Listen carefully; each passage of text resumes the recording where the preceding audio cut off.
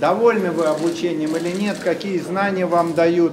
И вот это обучение, какую перспективу перед вами открывает? Меня зовут Денис Арсен Заединович. У меня 17 лет стаж работы в системе образования. Начинал со школы, потом в колледжах, теперь завкафедры в Калининградском госуниверситете в колледже информатики и экономики. Соавтор 3 учебников по полилингвальной системе обучения. Обширный опыт работы. Был соавтором частотного ингушского словаря для Android устройств.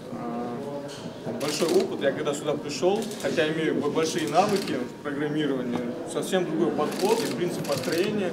То есть то, что я пытался свои наработки внедрять в свою систему обучения в колледже, то тут практически это все для меня, как сказать, кладезь знаний, которые я могу теперь применять уже для своих студентов. Так что надеюсь, что закончу, поступлю и буду дальше расти по карьерной лестнице в IT-секторе. А сколько времени вам здесь придется учиться? 5 недель. 5 недель? Да. Ну, 5 недель это немного. Вступительный отборочный этап. После этого, то есть вот они сейчас 5 недель, здесь интенсив, каждый день, с утра до вечера, 4-5 экзаменов.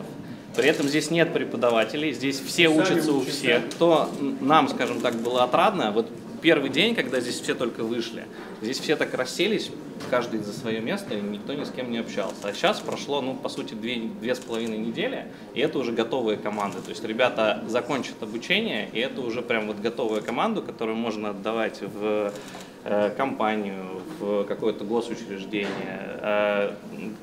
Кто-то станет предпринимателем, потому что на следующем этапе мы будем здесь же, в этом здании, вот буквально за стеной, откроем акселератор. Пожелаем всем участникам, чтобы они удачно прошли этот отбор и получили то образование, к которому они стремятся.